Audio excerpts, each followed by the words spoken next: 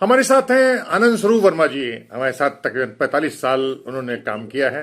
पत्रकारिता तो उनके साथ कम है, लेकिन उनसे जन्मा मैं हूँ, उनसे पैदा हुआ हूँ पत्रकारिता में। दक्षिण अफ्रीका से पहले हमने उनको उनको पहचाना, और उसके बाद तीसरी दुनिया यानी जो गरीब देश हैं या विकासशील देश हैं, उसके बारे में उनकी बड़ी गहरी पकड़ थी।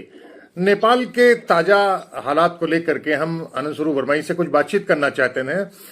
मेरा मैं दरअसल दरअसल जानना चाहता हूं कि नेपाल में युवाओं को इतना गुस्सा किस बात पे है? इंटरनेट को लेकर के है या कोई कुछ और है? और अगर इंटरनेट से है तो फिर इन युवाओं के इस रुझान को हम किस तरीके से देख सकते हैं? नहीं, युवाओं में जो गुस्सा है वो इंटरनेट या इसको लेकर के नहीं है। गुस्सा वहाँ की परिस्थितियां जो हैं इसकी वजह से है, और वो इसके लिए पूरी तरह राजनेताओं को जिम्मेदार मानते हैं, क्योंकि उनके पास कोई रोजगार नहीं है, देश का कोई औद्योगिकरण नहीं हुआ, जीवन यापन की जो दैनिक जीवन की जो जरूरी चीजें हैं वो मिलनी दुर्लभ हो गई हैं, और नौजवानों का खाड़ी देशों को पलायन बड़ी तेजी से हो रहा है, जो पहले भी होता रहा।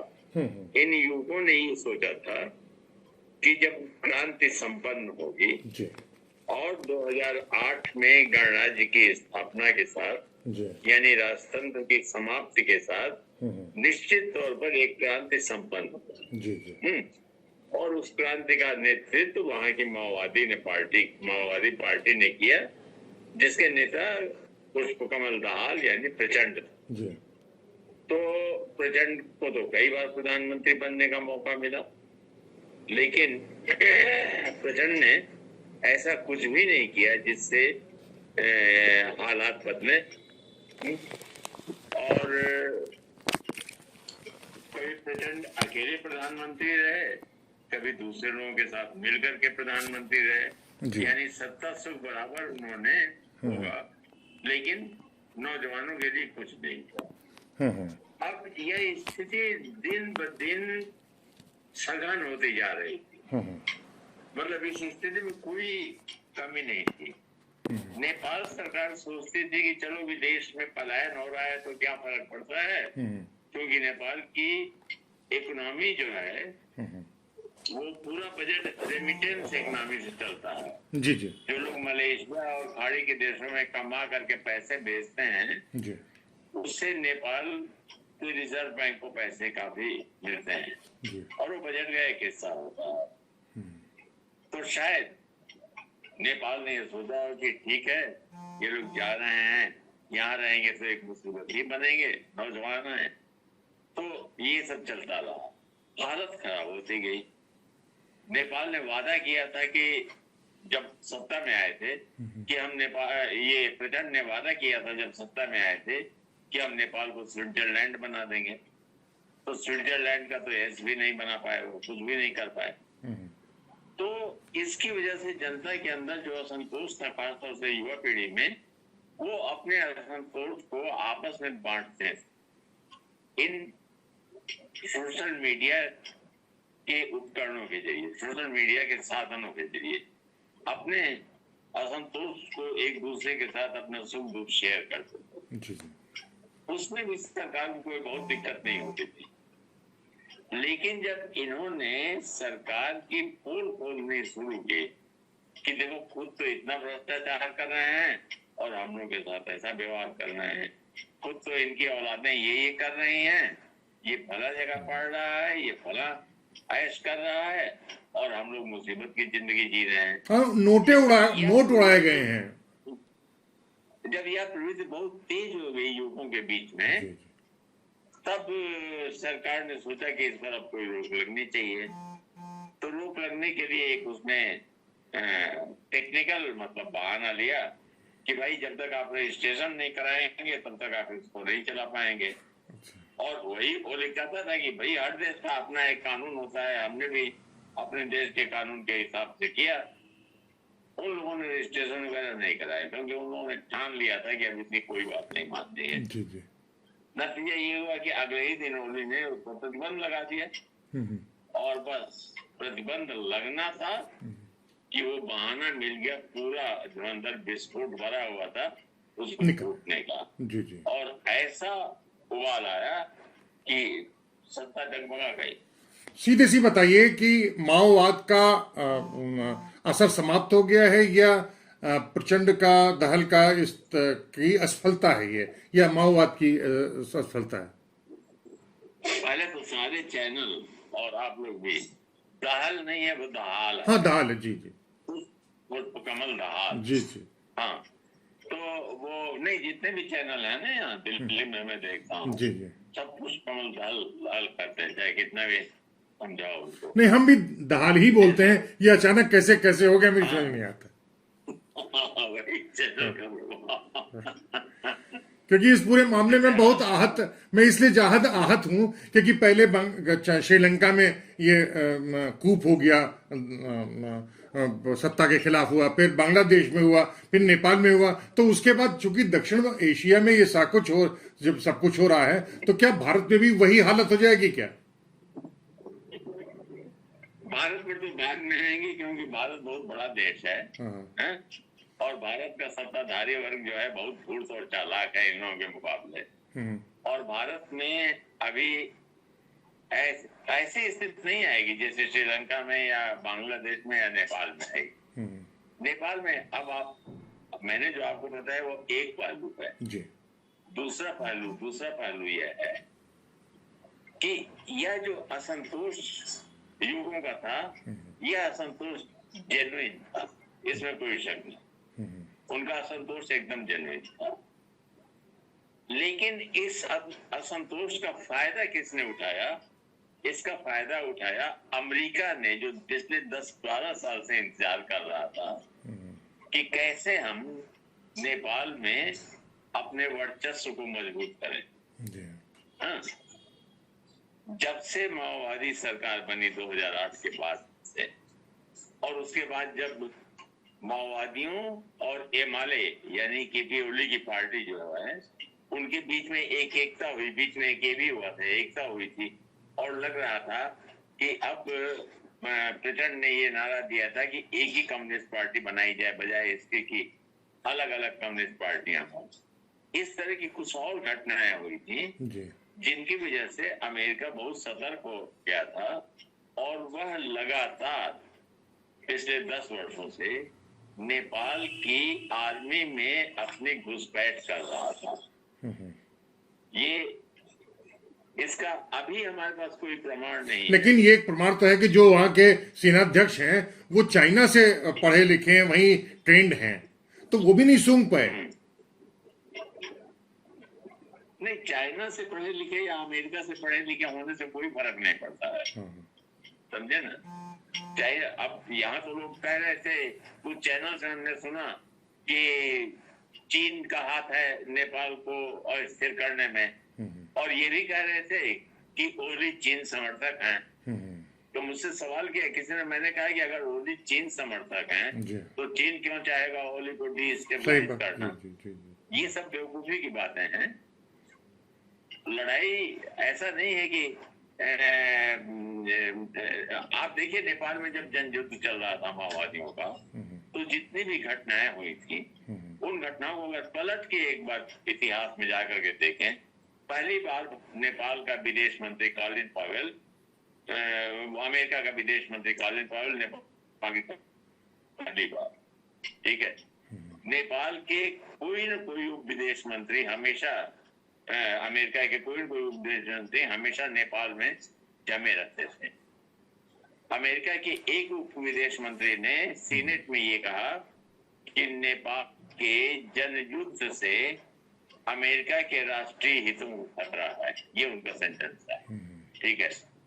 अब नेपाल दुनिया का सबसे गरीब, सबसे छोटा देश, सबसे कमजोर देश, और दुनिया के महाबली शक्तिशाली अमेरिका के राष्ट्रीय हित को खतरा पहुंचा रहा हो, तो उसकी इस कहने की कोई वजह होगी ना? जाहिर सी बात है कि मामला आइडियोलॉजी का है।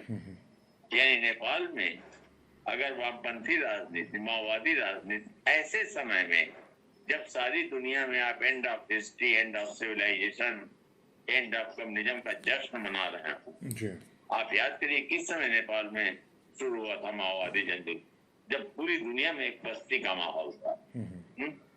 और वो भारत, अमेरिका, ब्रिटेन, ब्रसेल्स माने बेल्जियम और इजराइल, इन सब के द्वारा राजा को हथियार दिए जाने के बावजूद माओवादी जो है आगे बढ़ते गए और अंत में उन्होंने राजतंत्र को समाप्त कर दिया 2006 में। एक स्टेज ऐसा आया कि प्रचंड के कमांडर इन चीफ वाले नेतृत्व में पीपुल्स लिबरेशन आर्मी, ज्ञानेंद्र के कमांडर इन चीफ के तहत रॉयल नेपाल आर्मी को उसने परास्त कर दिया और वहां पर अपना डेरा जमा करके बैठ गए, काठमांडू को चारों तरफ से घेर लिया। तो ये स्थिति जो आई थी, ये अमेरिका के लिए और भारत के लिए, दोनों के लिए बहुत बेचैन करने वाली। भारत ने अंत तक राजा का साथ बहुत अंत में जाकर के छोड़ा, नहीं तो हमेशा भारत की जो थी ट्विन पिलर थ्योरी थी, दो खंभों का सिद्धांत, यानी एक राजतंत्र और एक कॉन्स्टिट्यूशनल मोनार्की। तो ये जो भारत का सिद्धांत था, ये बहुत अंत तक चलता रहा। तो अब वहां पर अमेरिका की नहीं चल पाई और राजतंत्र समाप्त हो गया, न चाहते हुए भी उसके। अमेरिका की नहीं चल पाई और साउथ एशिया में, क्या दुनिया में पहली एक माओवादी सरकार बनी, दुनिया में पहली ये माओवादी सरकार, चाइना को छोड़ दीजिए तो, मतलब उसके बाद, चाइना के बाद। तो ये जो घटनाएं हुई, इसने अमेरिका को बहुत बेचैन कर दिया। अमेरिका का बस चलता तो इंडोनेशिया की तरह नेपाल को नेस्तनाबूद कर सकता था वो कम्युनिज्म के नाम, कम्युनिज्म को समाप्त करने के नाम पर, लेकिन अमेरिका की चली नहीं। तब अमेरिका ने सोचा कि अब कैसे करें, तो पहले नेताओं को तोड़ना शुरू हुआ, उसमें बहुत सफलता नहीं मिली। तो मेरी जो जानकारी है, जिसका प्रमाण मैं जुटा रहा था, जिसके साक्ष्य, कि इसने नेपाल की आर्मी में अपना पेनिट्रेशन शुरू किया। अच्छा। अमेरिका ने वहां के आर्मी के कुछ चुने हुए अफसरों को मैनेज करना, उनके बाल बच्चों को अपने यहाँ ले जाना, एंटरटेन करना, पढ़वाना लिखवाना, इन लोगों को काफी पैसे देना, ये सारा करते कराते आज अमेरिका इस स्थिति में हो गया था कि वो नेपाल की राजनीति को अपने हिसाब से संचालित कर सके। चाइना के साथ उसकी राइवलरी चलती है, आप भी जानते हैं, सारी दुनिया जानती। नेपाल के अंदर चाइना का वर्चस्व पहले से था, लेकिन जब नए संविधान बनने के बाद वो लागू किया गया, नाकाबंदी जब हुई भारत की तरफ से, तब ओली उस समय प्रधानमंत्री थे, ओली को मजबूरन चाइना की मदद लेनी पड़ी, क्योंकि तीन तरफ से भारत से घिरा हुआ है नेपाल, एक तरफ से चाइना से, तो चाइना से मदद लेनी पड़ी, तेल, जरूरी सामान करके। हाँ, और ओली ने ऐलानिया तौर पर कहा कि मैं भारत के आगे नहीं झुकूंगा। तो नेपाल का राष्ट्रवाद भी बहुत कुछ एंटी इंडिया वाले सेंटिमेंट से जुड़ा रहता है। तो ओली भ्रष्ट और उद्दंड होने के बावजूद, जनता जानती थी कि भ्रष्ट भी है, उद्दंड भी है, वो बहुत पॉपुलर हो गया क्योंकि उसने एक स्टैंड लिया। तो ओली तो, और उसके बाद से चीन का वर्चस्व और भी ज्यादा वहां बढ़ गया। अब चीन का वर्चस्व बढ़ने की वजह से अमेरिका की चिंता और भी बढ़ी वहां, क्योंकि अगर नेपाल के बगल में चीन नहीं होता तो जनयुद्ध भी सफल नहीं होता। बिल्कुल सही। जनयुद्ध इसलिए नहीं, अगर ये लैटिन अमेरिका कोई देश रहा होता ना, तो पता नहीं कब अमेरिका अपने फोर्सेज वहां लैंड कर देता और इनका सफाया कर देता। लेकिन चाइना की वजह से उसकी हिम्मत नहीं हो रही थी वहां अपनी सेना भेजने का, तो जो भी काम वो करता था भारत के जरिए करता था। इसीलिए अभी जो ट्रम्प दुनिया भर की बदतमीजी जो कर रहा था ना भारत के प्रति और मोदी और ट्रंप में जो एक युद्ध दिखाई दे रहा था, तो मैं जानता था कि ट्रंप तो सरेंडर करेगा ही, क्योंकि भारत के बिना उसका काम ही नहीं चल सकता साउथ एशिया में। अगर साउथ एशिया में अपनी दादागिरी चलानी है तो भारत को साथ रखना होगा, क्योंकि भारत तो बिल्कुल जी हुजूर करके उसका काम करता रहा है वर्षों से इन पड़ोसी देशों को बुली करने के लिए। तो यही स्थिति है अभी जो है। अभी हम जब तुमसे इस समय बात कर रहे हैं तो ये कह सकते हैं कि it is too early to tell something. अभी 2 ही 3 दिन तो हुए, सब कुछ हुए, लेकिन खुद सोचो कि 2-3 दिन के अंदर इतनी बड़ी नेटवर्किंग कि एक साथ देश के कोने कोने में आंदोलन का शुरू हो जाना, तमाम जेलों को तोड़ करके कैदियों को निकाल देना, तमाम नेताओं को चुन चुन करके मारना, इतनी सरकारी संपत्ति की लूटपाट, ये क्या स्वतः स्फूर्त हाँ, थारू भी हैं, मधेसी भी हैं और पहाड़ी भी हैं। ये तीनों मिल करके एक साथ वहां पर संघर्ष कर रहे हैं। हाँ, तो लेकिन मैं जानना चाहता हूँ राणा जी कि ये 28 साल तक के लड़के हैं जो युद्ध कर रहे हैं, आम नेपाल सामने नहीं आ रहा है, क्या वजह है? आम नेपाल मतलब जो जेन 5 की बात हो रही है वो 28 साल तक के लड़कों की बातचीत हो रही है, लेकिन बाकी जो उम्र के 30 के ऊपर के लोग हैं वो सड़क पर नहीं दिखाई पड़ रहे हैं।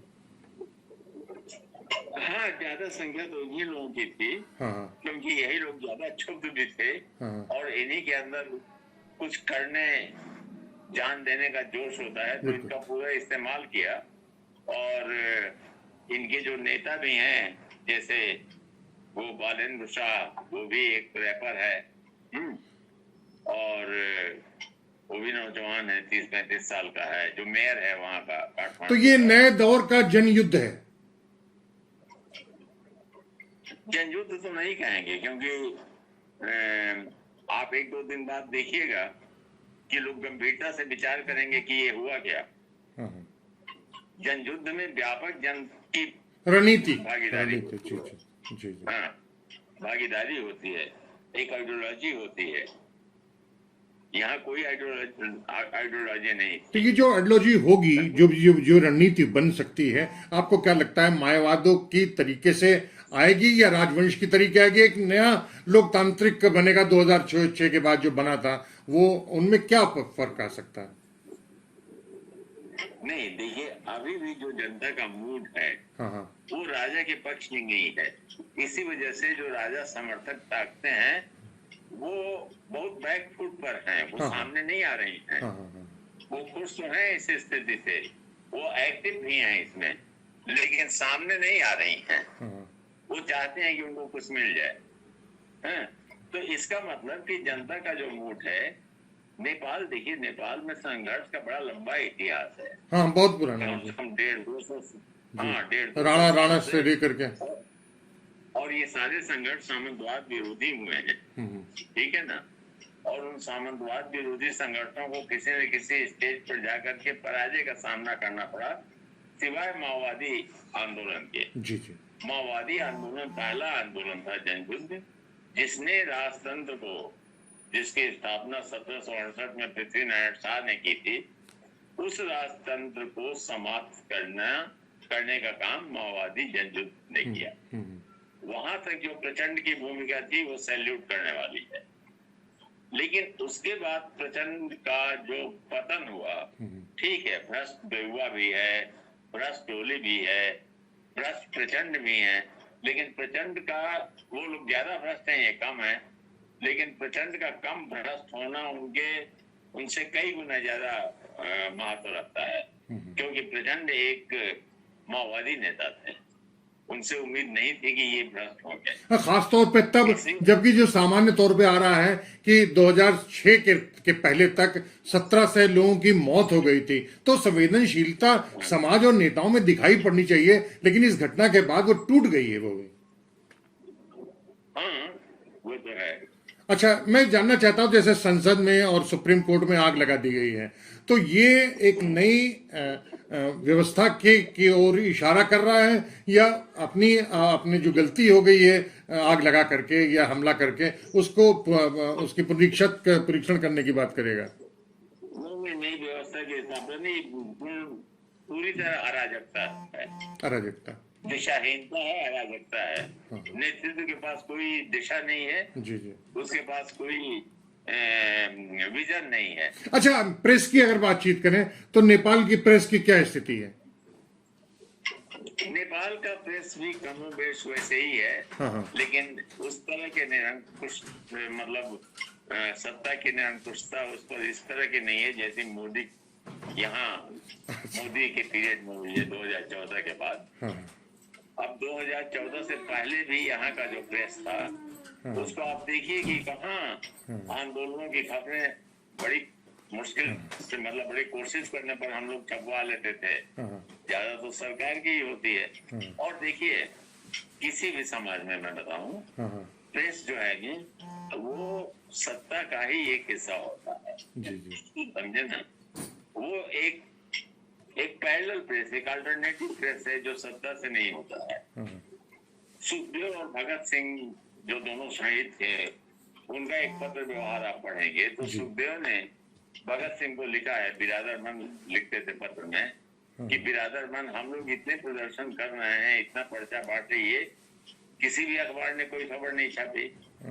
और गांधी ने एक छोटा सा भाषण दे दिया, उसके लंबे लंबे भाषण वो छाप रहे हैं। तो प्रेस से ये शिकायत आज की नहीं है, बहुत पुरानी शिकायत। लेकिन मोदी काल में भारत में प्रेस की जो हालत हुई, वैसी हालत अभी नेपाल में नहीं हुई है, और वैसी हालत हमें नहीं लगता है कि किसी भी देश में होगी, सिवाय अफ्रीका के कुछ बहुत पिछड़े हुए देशों को छोड़कर। दो एक सवाल और है, बस दो ही एक सवाल है। पहला तो ये कि इस पूरी घटना के बाद नेपाल कितना पीछे हो जाएगा? अभी यह कहना बहुत मुश्किल है कि नेपाल पीछे होगा या और आगे जाएगा। तो फिर ये सवाल बनता है कि इस पूरे हादसे के बाद नेपाल का रुझान चीन की तरफ होगा या भारत के रास्ते होते हुए अमेरिका की तरफ होगा? और भारत ने जो जिस तरीके से आप इसके विरोध में संयम की बातचीत की है और चीन ने ओली के साथ खड़े होने की बातचीत की है, ऐसी हालत में नेपाल भारत के करीब होगा बरास्ते अमेरिका, या क्या स्थिति होगी? बहुत अजीब सी गबड़चौथ है, समझ में नहीं आ रहा है। देखिए, नेपाल के दो ही पड़ोसी देश हैं, एक चीन है और एक भारत है जी। तीसरा कोई पड़ोसी देश नहीं है नेपाल का। है ना? उसको दोनों देशों के साथ संबंध बना करके चलना है। ठीक है। अब ये है कि जो देश नेपाल पर दादागिरी थोपेगा, उससे वो दूर होता जाएगा। और यहाँ सबसे बड़ी बात यह है, देखिए, हम रहे हैं 200-250 साल उपनिवेश जी, तो हमारी मानसिकता बड़ी औपनिवेशिक है। उस मानसिकता के चलते हम छोटे देशों की संप्रभुता को भी छोटा मानते हैं, जबकि संप्रभुता छोटी या बड़ी नहीं होती है जी जी। हम जागृति के हिसाब से और इकोनॉमिक हैसियत के हिसाब से संप्रभुता को नापने लगे हैं यहाँ भारत में।